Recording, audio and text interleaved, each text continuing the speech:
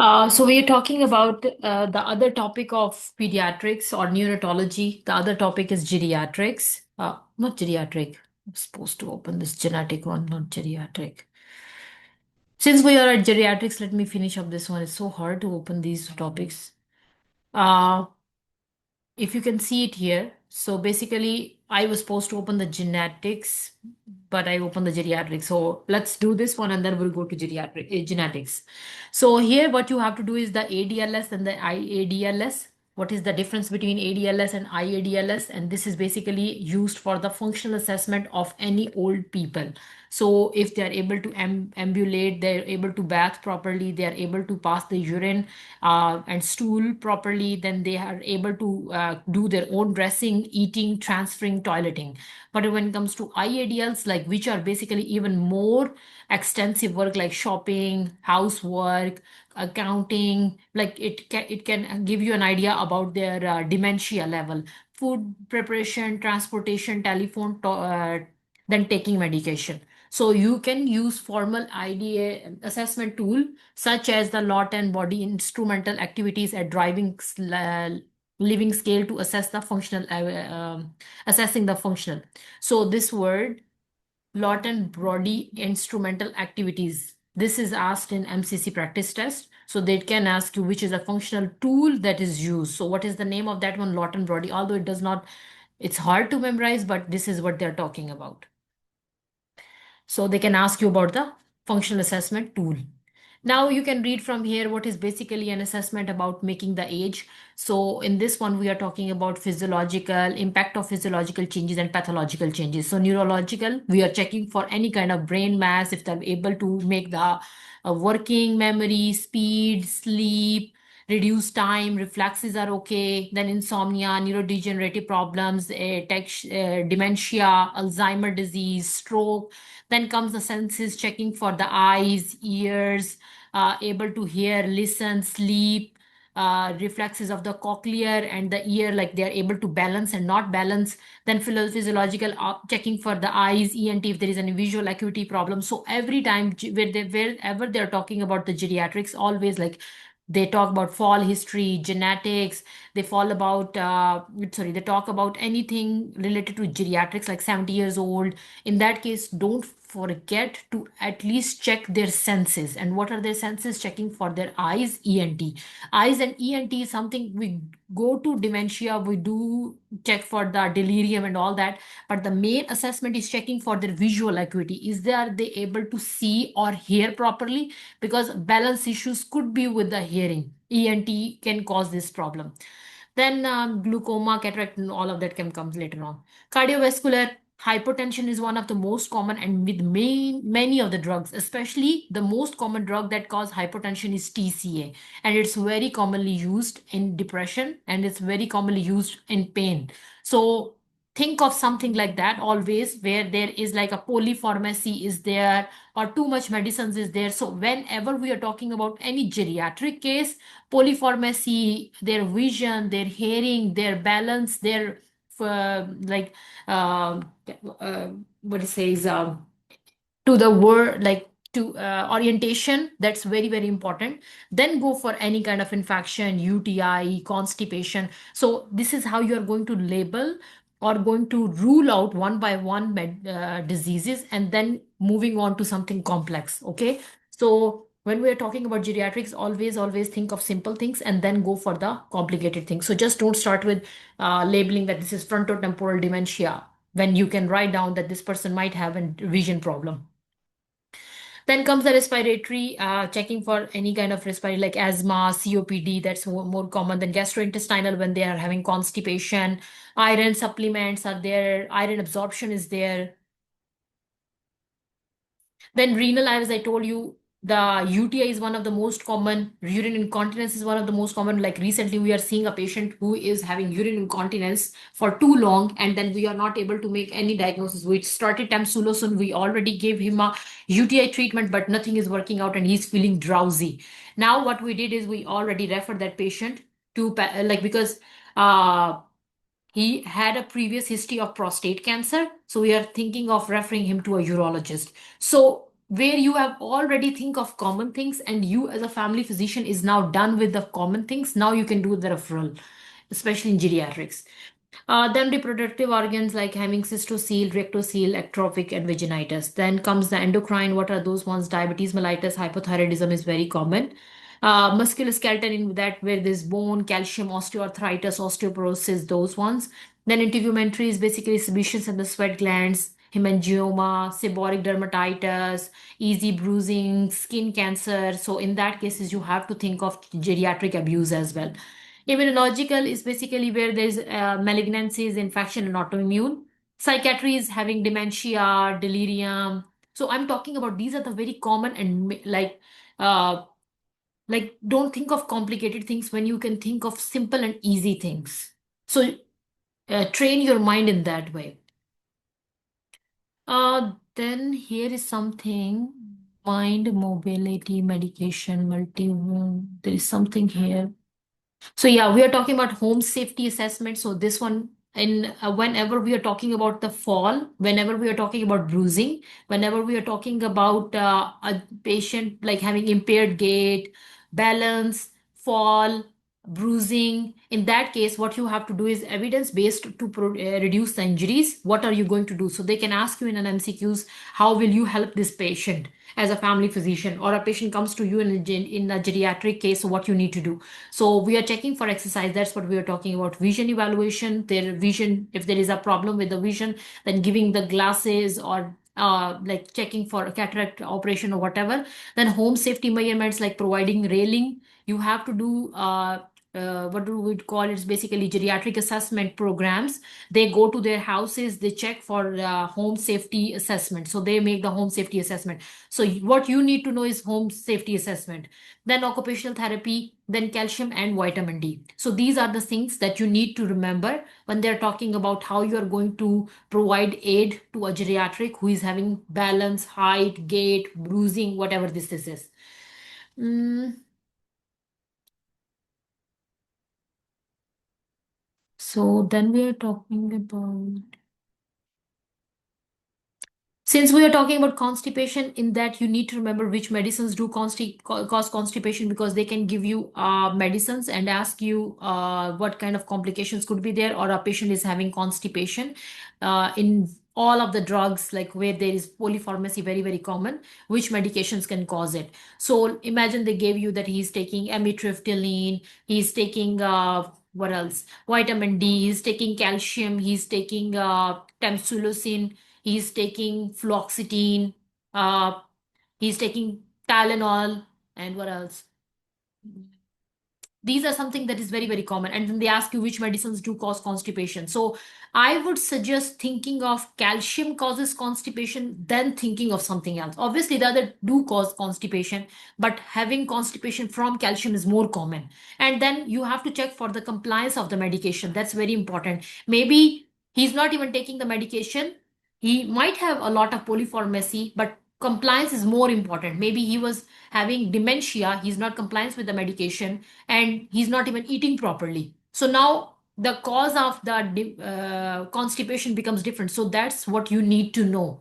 Like we have been talking about peds, we have been talking about other people, but when it comes to geriatrics, you have to be very goal oriented. What exactly are you looking for and where exactly you are going for? So if we are going for polypharmacy, then you have to make sure that the person who is taking their medications, usually they get their medications through bubble pack, and they get it weekly, bi-weekly.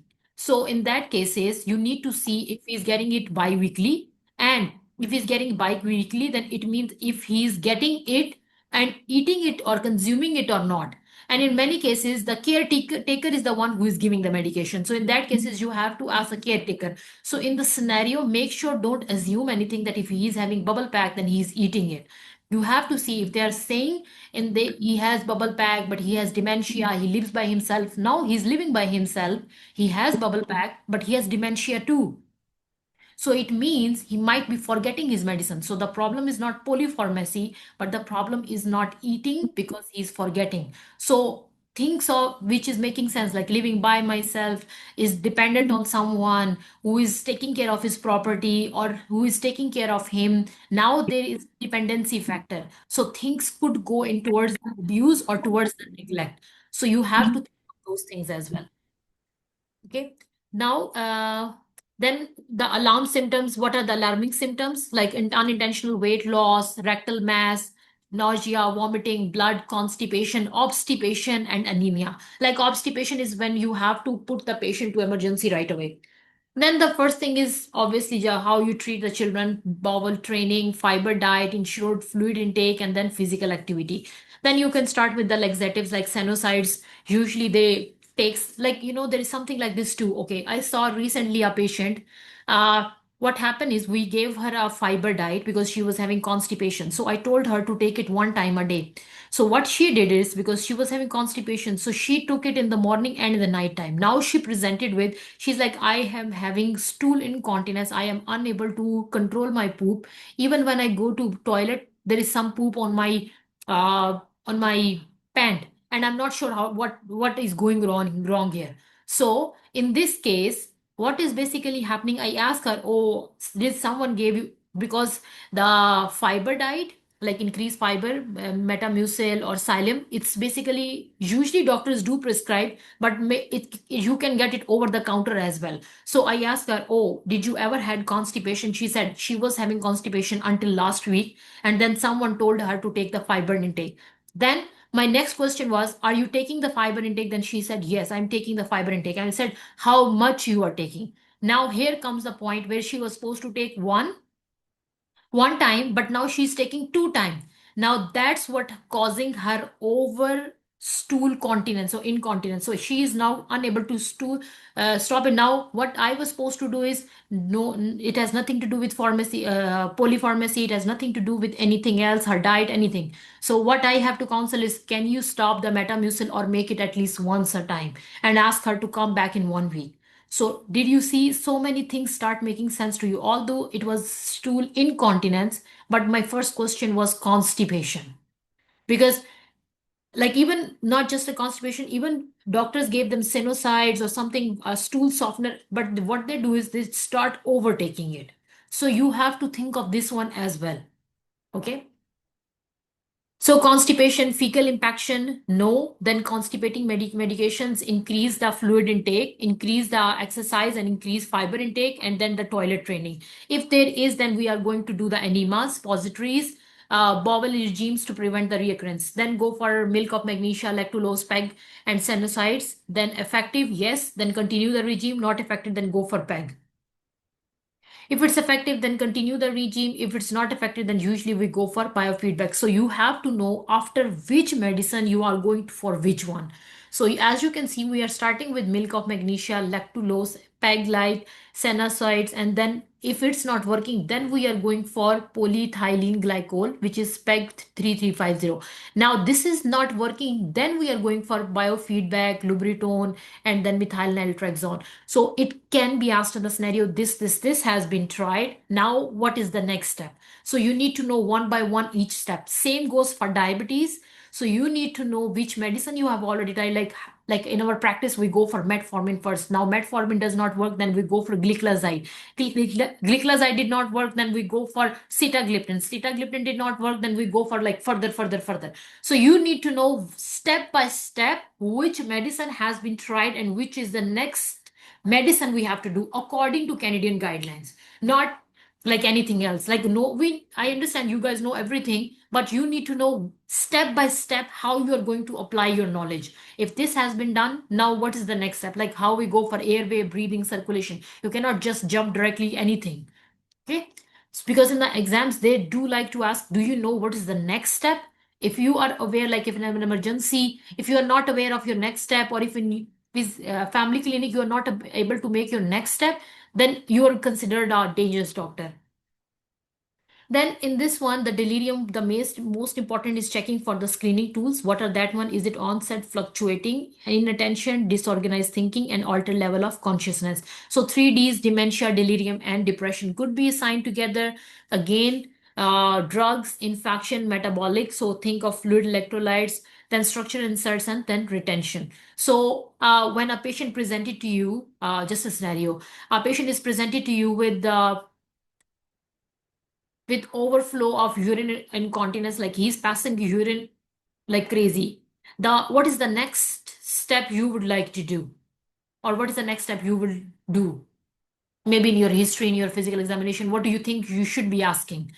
So if someone is passing too much urine, and or if someone is having urine incontinence, in your next question should be, is he taking enough fluid? Because you are going to check for his dehydration status. Although we are going to go for finding out why he's having urine incontinence, is it UTI, is it whatever, but our main thing is he having dehydration? And now at the same time, if they're saying that he's having urine incontinence and he's drowsy, now we have to check for the dehydration status along with electrolytes. Does it make sense? We are going to treat the problem, but we have to see which is the main complication that can come along with it. Okay. If he's having stool incontinence, then what could be the complication? If he's having abdominal pain, what could be the complications, and what are the things that you will be looking for? Then the workup is not a universal and dependent on the possible causes, what could be the symptoms there. Then the infection, then metabolic, and then structure could be there. Delirium prevention in the older people, very, very, very, very, very, very important. And you can use this thing anywhere. Like any kind of geriatric question, you can use this thing anywhere. Okay, so then how are you going to start with like Nakoski? If you want to approach the question, then you can do this one. If it's a written question, then you can use this one too. How you're going to start with, always start with vision, hearing, then go for anything else. In that case, what are you going to do is provide eyewear and hearing aids, frequent reorientation by giving them calendars, clocks, all of that one, techniques, family visitation so they don't get irritated. Only those family members which which a geriatric patient can memorize or which he knows. Then maintain a routine in the prolonged hospital stay, like how did they wake up, what did they do next, what are you going to do? Then ensure adequate dentition. So are they able to chew properly? What is going on? Then adequate pain management. Some of the main problems that comes along is the pain. Pain cause a lot of irritation. Then uh, provide adequate nutrition and hydration. So now here is one thing, like a question that can be asked is basically, if they ask you, like a patient is taking gabapentin and asking you gabapentin, like, or benzodiazepine, and asking you as a family physician, will you able to prescribe them benzodiazepine or the gabapentin? So usually doctors here in Canada are not very comfortable in providing those drugs because they are very dependent drugs. So in that cases, for time being, if they are coming to you, you can give them 4 to 5 tablets, okay? And at the same time, you have to counsel them about tapering off those tablets. And at the same time, you have to find out any alternative options for them. So three things, okay? Tapering off, alternative options, and finding the cause why they are using it. If they are having back pain, then we order tell them that we can order MRI if wanted to find out what's going on. And one thing, we can give you Tylenol or whatever you are taking, but I have to taper it down. So you maybe can give them, like if they're taking 500, you can give 2 days 500 and then taper it down slowly and then switch to a different drug. And always talk about some different pain meds or a different non-addicting pain meds. Okay, so that's how you're going to approach any kind of question where you are thinking that this thing is corrected. So, and they do like to ask you, because you are a family physician, and how you're going to approach the cases where you are uncomfortable or where you have a conflict of interest, how you're going to approach that question. Okay.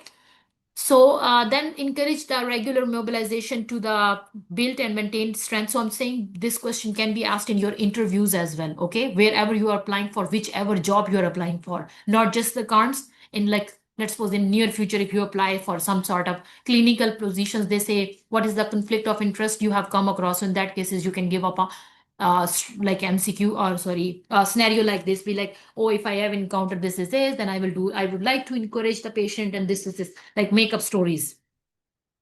Strength, balance, and endurance. Then avoid unnecessary medications and monitor for the drug interaction. Avoid bladder catheterization, so it can cause a lot of infection. Then ensure the adequate sleep at night and wakefulness during the day. So in that cases, you can provide the sleep aids as well, like trazodone, zopiclone, zolpidem, and all that. Then dementia, delirium, and depression. How does they present? So, just for your knowledge, you need to know the difference between them. And my main thing is checking for their memory loss, in which causes memory loss. So, if you see the dementia causes a short-term memory loss, in delirium may have an impaired short-term memory loss, and then depression possibly impaired in the episodic memory. Then comes the elder abuse, one of the most common. In this, always feel like I'm not sure. If you are not 100% sure, you don't need to contact the authorities for the elder abuse, like how we go for the child abuse. In elder abuse, you have to make sure, you have to look for clues. But in child abuse, even if you are 1% sure and 99% unsure, in that case, even if you contact caste, you will not be held liable. But in elder abuse, if you are 60% sure and 40% unsure, you will be held liable. Like, why didn't you confirmed it properly and all that? So, in that cases, for elderly abuse, you can contact the authorities, but you can ask them the geriatric assessment. Okay, so they can do an assessment, a home assessment, checking for like what kind of environment they're living for, and then they can make an assessment by telling that is a child elder abuse or not. But in CAS, we don't go for assessment, we go for authorities right away. So makes sense to you? Then in a physical abuse, child sexual abuse, emotional or physical abuse, it's mainly where a elder person is living with someone and there is a dependency, or if he is financially dependent on someone, or someone is dependent on him for the finances. So financial dependence can cause a lot of elder abuse, like anyway, emotional, physical, and sexual. In the elder more than 60, elder abuse is estimated to occur in the 90% of the cases.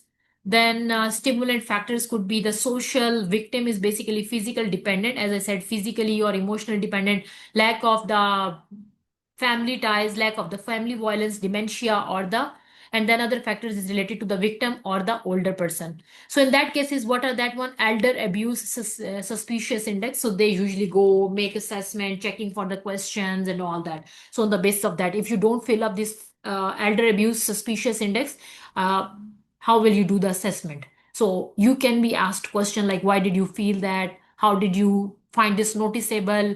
So these can be questions asked to you as a family physician. So assessment patient's decision making capacity regarding any proposed intervention, and many times elder itself does not want to notify. So you have to make sure to ask them one time. But if they don't have capacity, you can tell the authorities. Address the imminent safety, refer to the local resources like home care, respite, shelter, legal, then checking for the emergency assistance. In Ontario, usually elder abuse is mandatory when an older adult resides in the long-term care home or a retirement home. So it's in Ontario. In Manitoba, it kinds of different. So that's why they won't ask you this question where there is a difference between the provinces, because the exam is for the whole country. Then if you can read the sidebar questions, there are certain questions, how they take care of themselves, what they do, and all this. This will help you to figure out what the abuse is about. This is a questionnaire that they are talking about. Then comes the falls. In the fall, you just need to remember like what are the main extrinsic and intrinsic factors that can cause it, and how you are going to do the management. Although you start with CJ to identify the possible causes, checking for electrolytes, what could be, all these things. Then intervention depending on the intrinsic and extrinsic factors. So you are going to start with muscle strengthening, balance training, but only on those adults, like if it's a 57, 60, 70, it does make sense. But if you are doing muscle strengthening in a 90-year-old, that does not make sense. So you have to see which age group they are talking about. Appropriate assistive devices, and then group exercise programs, hip protectors, then gait aid, multidisciplinary, multifactorial. This can be asked, what would you provide to a person who is having a pelvic problem, who is having a gait problem? So the words are written here. Then home hazard assessment and modification, as I discussed, if there is an abuse, you have to do the home hazard assessment. Then vitamin D is important, calcium is important, gradual discontinuation of the psychological medications, and then posterior gradual hypotension, eyesight, and footwear, and then the compression stocking. This table is something, it's like in this table, I feel like they do ask you like which stage they are in. I mean, I have seen two, three questions in the MCC practice test.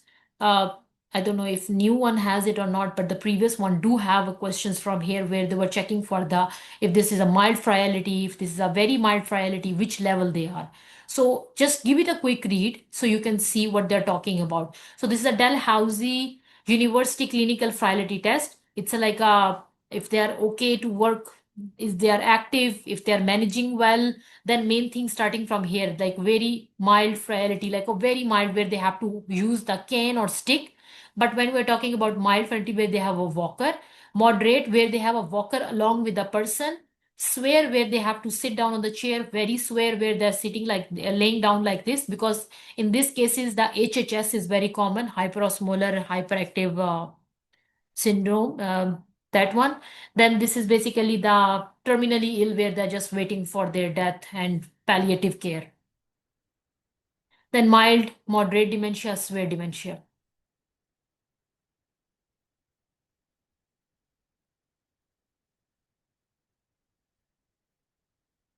This is the frailty of all the things.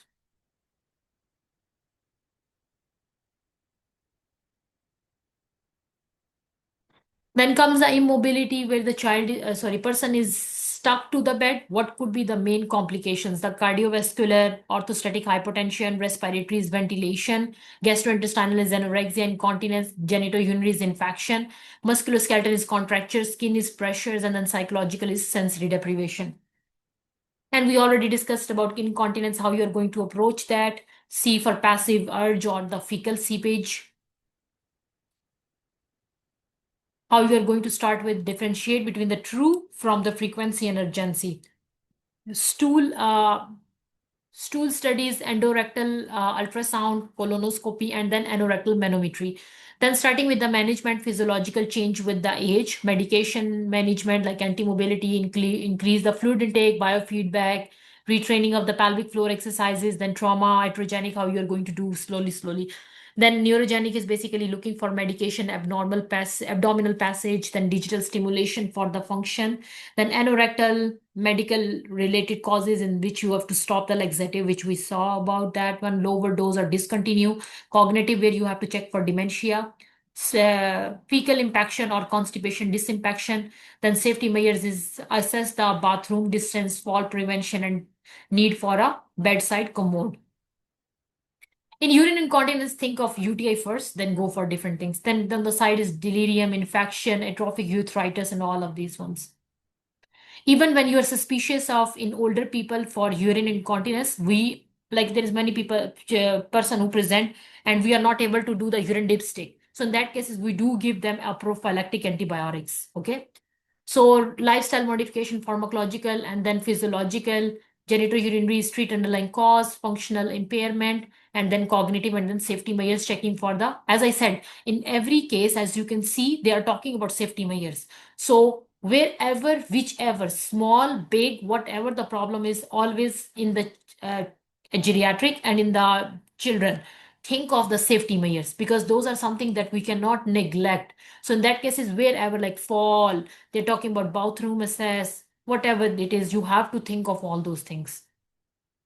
In malnutrition, basically the geriatric neglect is there. So in that case is like dementia, delirium. So all of these things can be the underlying pathology. So BMI less than, then loss of fat, sacral edema, treat underlying cause, then dietary modification. This can be asked, what is the dietary modification? Usually the word they're looking for, usually the word they're looking for is this ensure, glucerna, and nephro. Like what are the other replacement foods that you will add? And we usually do add a lot of ensure in our daily life, okay? Then vitamin B12, calcium, vitamin D, and thiamine. They can ask you what are the basic supplements, like how I told you, what are the basic supplements that can be needed for a newborn baby? Iron, calcium, vitamin D. In the geriatrics, what are the basic supplements? Vitamin B12, calcium, vitamin D, and thiamine. Then the speech language and then neurologist. In pressure injuries, don't forget about the tetanus. Okay. Then obviously because you have to make sure that he has been having tetanus. Then stage one, stage two, stage three, and stage four. This is important because you need to know pressure injuries along with staging, because it can be asked in the scenario where they tell you that he was being bedridden for this long. Now he's having a blister which is filled with this. Now this body is exposed, bone is exposed, skin is grown. So now the options is pressure injury stage 1, pressure injury stage 3, pressure injury stage 4, or deep tissue pressure injury. So if you don't know, how will you able to answer the question? Okay, so it's better to read all of them. So in the stage 1, mainly the soft, like the upper part is gone. So color changes do not include the purple. Only the upper part is getting little bit like non-blanchable skin intact. Now in the stage 2, there is a thickness, partial thickness, like only the top layer of the skin is gone, and wound is viable, pink, and then adipose soft tissue is there. Like you can see the yellow thing in the bottom. Then the third is basically where the full partial thickness is gone, adipose tissue is visible, and along with that, there you will see some black things or the rolled margins where there's a granulation tissue. Then the fourth one, where you are able to see the tendon, bones, and ligaments. So think of where they're talking about muscle, tendon, ligaments. That is stage 4. They do mention this one, and this is a very famous question of MCC objective test. Then unstable, stageable pressure injury, where there's a full skin tissue, tissue damage cannot be determined due to the obstruction of the slough. Then the deep tissue pressure injury, in that one, what happened is pain and temperature changes may precede the skin color. And now, like inside full, whatever is gone, injury pressure from the intense, and now, like it's very like worsen up scenario. Complications could be amyloidosis, hypertrophic bone formation, perianal urethral fistula, pseudoaneurysm, marjolin ulcer, complications of the topicals, and then could be oral and IV treatments. How do you do that frequent changing of the repositioning? Then pressure reducing devices, then maintenance nutrition, use validate pressure injury, risk assessment tool on the admission. How do you optimize the nutrition is important, pressure on the wounds is minimized, analgesics or all ulcers with necrosis, dressing applicants, avoid the moist wound, treat of the wound, and then swab the wounds not demonstrated. Like you don't have to do culture and sensitivity, it's not going to make any difference anyway. Refer to wound care or the plastic surgery, and consider the pressure, negative pressure wound therapy, and then the biological agents, and then electrotherapy. So they can, a question that is asked is, will pressure injury ever healed and get back to normal? So it does not. Then the driving competency in this one, in which cases you have to tell the Ministry of Transport. So where is that thing? I think the table is where. Recommendation. This is the hospitalization condition that impairs the. So if you read this one, this says where you have to tell the Ministry of Transport. So if we are talking about alcohol, patient, this is important, okay? This whole table is important. So patient with a history of impaired driving and those with the high possibility of the future impaired driving does not drive until further assessed. So in that cases, you have to uh, tell the Ministry of Transport. Alcohol dependence or alcohol use disorder, if suspected, should be advised not to drive. Alcohol withdrawal seizures, in that cases, you have to reassess the patient and should be remission. And abstinent for 12 months, in that cases go for that one. So scenario can be asked where the patient had the seizure, what will you do as a family physician? Then high blood pressure sustained more than 170 should be evaluated carefully, but you are not supposed to tell it to the Ministry of Transport. Only in those cases where hypotension is there. In those cases, syncope is treated and preventable. In that cases, we don't tell. Suspected CAD or angina, no restrictions. STEMI and STMI, no restrictions. Only when there is a bypass, in that cases, you have to avoid the driving for 1 month. Then any STMA with a minor LV damage or the unstable, in that cases, you have to, like PCI done is, in that cases, you have to prevent the driving for 48 hours. And in PCI, sorry, if there is a CAD and but no PCI is done, in that case, is 7-day prevention is needed. TIA should be not be allowed to drive until a medical assessment is completed. Then stroke should not drive for at least 1 month. So there is when you will be start practicing, inshallah, in future as a family physician, there will be so many MPI forms where you have to fill. So that's why you need to know how you are going to make it and at which how much time you have to think of. That's why they do like to ask in the exams, like, are you aware of in which condition for how long you do have to do the restrictions. Then the stroke should not be driven for 1 month. May resume duties if functionally stable. So they usually do go for the stroke programs and they get better. Then the COPD, there is no restriction even if they are taking the oxygen. So road test with the supplemental oxygen should be done. Cognitive impairment checking for delirium dementia, are they able to remember? So in that cases, you have to do a full MMSC score alone to make sure that they are able to fit. Okay, patients with the mild dementia should be assessed, refer to a specialized driving training, and if deemed fit to drive, then re-evaluate patients every 6 to 12 months. Even if you let them drive, you have to re-evaluating them for 6 to 12 months. So it says the restricted license. Then the diabetes in which there is controlled, then we don't have any restrictions, and insulins may drive if no complications. So, but you have to checking for hypoglycemic episodes every 6 months. Then the drugs, which drugs be aware of analgesics, anticholinergic, anticonvulsant, antidepressant, antipsychotics, opioids, and stimulants. Degree of impairment varies. Patient should be warned of the medication and withdrawal effects. Then the hearing loss, impaired hearing loss, you have to think of the because it causes a lot of dizziness. So in that case, it's acute labyrinthitis, and you feel like then advise not to drive until the condition resolves. Musculoskeletal patient physician's role is to report the prognosis and disability, like what kind of problem is it? GBS? Is it ALS? Is it just a simple muscular problem? What's going on? Then the post-operative is basically where the sedation was not a general but a local one. In that case, no driving for 24. But if this is a local one, then it's more than 1 day, up to 7 days. Then the seer ones. This one is very very common because in the seer one, 18-year or 16-year, they usually present and ask you questions. So first single unprovoked, no driving for 3 months until make sure that this is not epilepsy. Until complete EEG, CT, head, everything is done. Epilepsy can drive if the seizure is free for 6 months, no on medication, and does not impair the ability to drive. Then sleep disorder, if the patient is believed to be at the risk due to symptomatic sleep disorder but refuses investigation with a sleep study or refuses appropriate treatment, the patient should not drive. Then the visual impairment, visual acuity is contraindication to drive if less than 20 by 50. In those cases, you have to examine the eyes. Even when you go for driving test, they do check your eyes anyway over there. And you have to ask them like, is there a restriction for the driving or like with the glasses or not? Then hazardous for the, what are those ones? Hospitalization. Then this can be asked like where is what level comes just for your time, like home and community sports services, rehabilitation, then residentials for older people, retirement houses, sporting houses, long-term care, and hospice. So where do hospice people live? People who are about to die or often prognosis less than 30 days, they live in this one. So in the nursing houses, what kind of people live in less nursing houses? Or if this is a residential, usually what kind of people live in that one? Okay.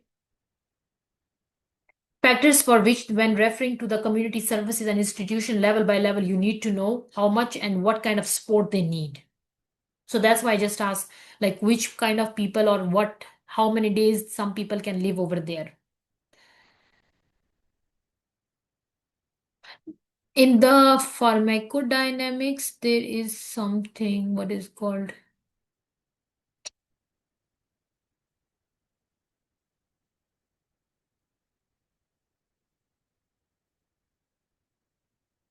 Anyways, then comes the polypharmacy. In the polypharmacy is basically using two or more than like more than 5 drugs in their thing, and then greater number of medications, the more complication is increasing dose frequency, complicated designs, financial constraint, and then the cognitive impairment. These are the non-ways, non-compliant ways. Like we recently saw some of the patient where he was not able to take medicines because it's financially not covering up for them. So they stop taking medication. So in that cases, you have to look for the cheaper options. Adverse drug reactions could be there. Preventing polypharmacy.